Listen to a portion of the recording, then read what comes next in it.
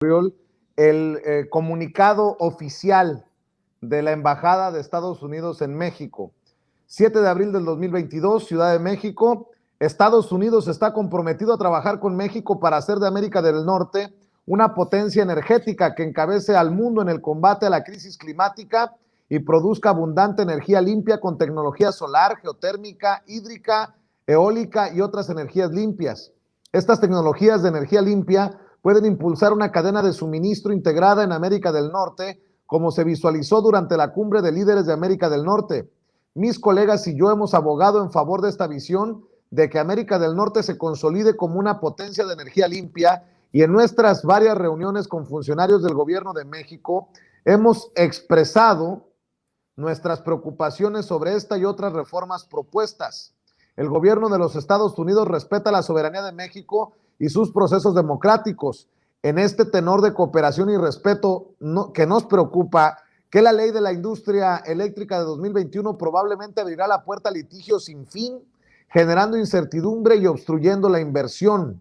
Las medidas que están ante el Poder Legislativo de México tienen impactos en la competitividad de América del Norte, y por ello esperamos que el marco jurídico resultante apoye la creación de una América del Norte que sea potencia de energía limpia, que proteja las inversiones actuales y futuras de empresas estadounidenses en México, conforme a las obligaciones de México bajo el Tratado México-Estados Unidos-Canadá, y que proteja la integración de las cadenas de suministro México-Estados Unidos en favor de la prosperidad de nuestra región. Esperamos que cualquier marco jurídico establezca un claro compromiso con el combate a la crisis del cambio climático y con proveer energía limpia, barata y accesible para todos. Ese es el comunicado. Yo nada más voy a agregar, miren qué cabrones, no incluyen nada, nada incluyen sobre lo que ha insistido el presidente Andrés Manuel López Obrador, de que esta ya no es tierra de conquista, de decir no a la corrupción, de que se han aprovechado esas empresas, de cómo se han puesto de pechito los gobiernos anteriores. Y mi querido Oriol Mayó, no tocan en este comunicado, y es pues hasta cierto punto obvio, no tocan desde la embajada ni con el pétalo de una rosa a las empresas precisamente señaladas por el presidente Andrés Manuel López Obrador, quien ya amagó de que se irá a los tribunales para demostrar que ha habido corrupción y abuso por parte de estas empresas en México. Bueno, ahí está el tema de la sentada de dulces nombres de pesquería de Iberdrola, que obviamente ni siquiera cumplía las condiciones de productor independiente, digamos, encima vendía energía por la libre, tenían hasta una línea de transmisión. O sea, a ver, insistamos, la central de Iberdrola no podía utilizar ninguna línea de media tensión, digamos, para vender la energía. Lo hacían con total descaro, incluso incumpliendo una regla que era intocable, porque toda la transmisión es de la CFE. Pero aquí hay algo importante en el comunicado de la Embajada de Estados Unidos, y hay que recordar, América del Norte tiene sistemas distintos eléctricos públicos y privados. Para empezar, Canadá, Quebec, toda la hidroeléctrica pública de Quebec es, como dice la palabra, pública, es del Estado, en uno de los mayores proyectos de la historia de América del Norte. El casi 100% de la energía de Quebec, de la región, de la nación de Quebec, es hidroeléctrica, al punto que están en varias tratativas de venta de energía sobrante a Estados Unidos. A partir que van cerrando nucleares, se encuentran que les falta energía y Quebec puede proveer. Ontario tiene también su propia empresa pública. La energía nuclear de Ontario es pública. Entonces, digamos, lo primero que hay que entender es que si hay un acuerdo comercial en América del Norte, significa asumir que cada estado soberanamente decide cómo funcionan sus sistemas eléctricos y energéticos. En México venimos de una tradición nacionalista de Estado, de asumir que los recursos naturales, mientras estuvieron en manos de empresas extranjeras y de cárteles internacionales, este país sufrió de forma inconcebible. Todos sabemos, cualquier país que ha conseguido el control de sus recursos naturales ha cambiado de arriba a abajo. Tan importante es esto que México lo sabemos, que no lo ha tenido, como decimos en broma, que no quiere petróleos porque no lo ha tenido nunca.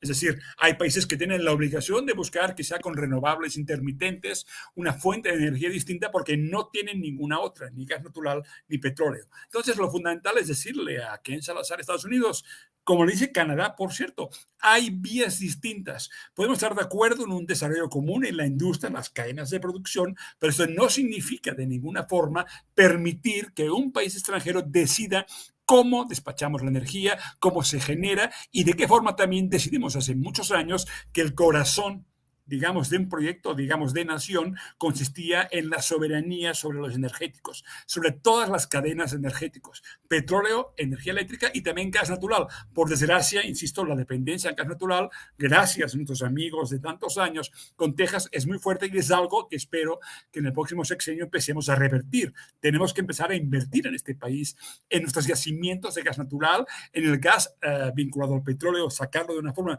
mucho más rentable para que México no esté sacando apenas el 30% del gas. Es muy importante porque la soberanía en términos de gas es fundamental porque obviamente el ciclo combinado de gas, las centrales, digamos, que son fundamentales hoy en día en la generación eléctrica, son de ciclo combinado de gas natural y entonces es básico, una, que sean nuestras y no de Iberdrola. No se vale estar comprando la energía en dólares, digamos, y además con sus beneficios completamente garantizados durante 25 años cuando sus centrales están amortizadas en menos de 10 años. Por tanto, en vez de hacerlo esto, que lo hagamos como Comisión Federal de Electricidad. Es un cambio muy importante y es importante decirle a Estados Unidos, no, como por cierto, Roosevelt entendió en los 30, digamos, cuando la exploración petrolera, aunque obviamente la prensa de Estados Unidos atacó con ferocidad, los legisladores también, eso no cambia nunca. Sabemos que, sobre todo si son tejanos, les encanta decir barbaridades, incluso como dijeron ahora, de la Comisión de Amistad con Rusia, ¿no? De quitarles casi la visa de Estados Unidos, ¿no?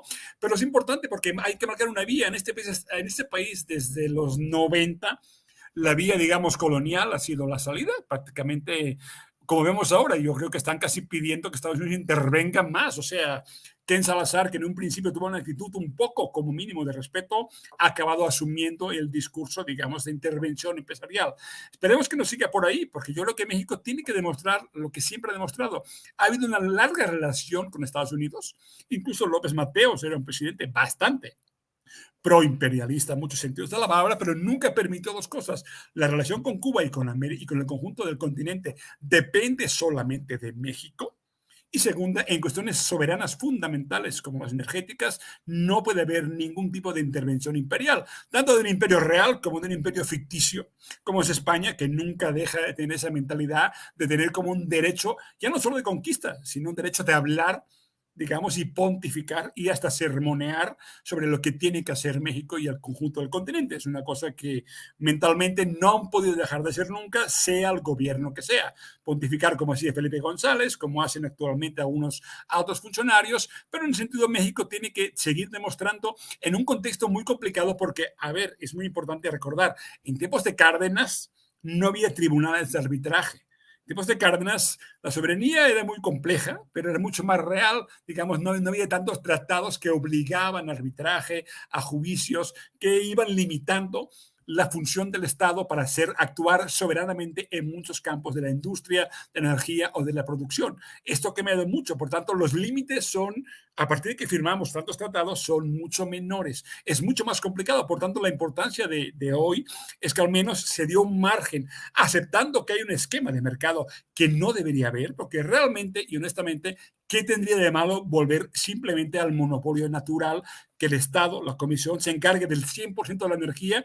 Seguirá siendo barata y accesible para todos. Sería mucho mejor que esos esquemas de mercado que pervierten y corrompen, digamos, la naturaleza de un monopolio natural que sigue siendo lo mejor para operar un sistema eléctrico nacional o regional. Dicho esto, es muy importante porque estamos marcando una línea con Estados Unidos de lo que sí es posible en un tratado de libre comercio y lo que no tenemos que aceptar.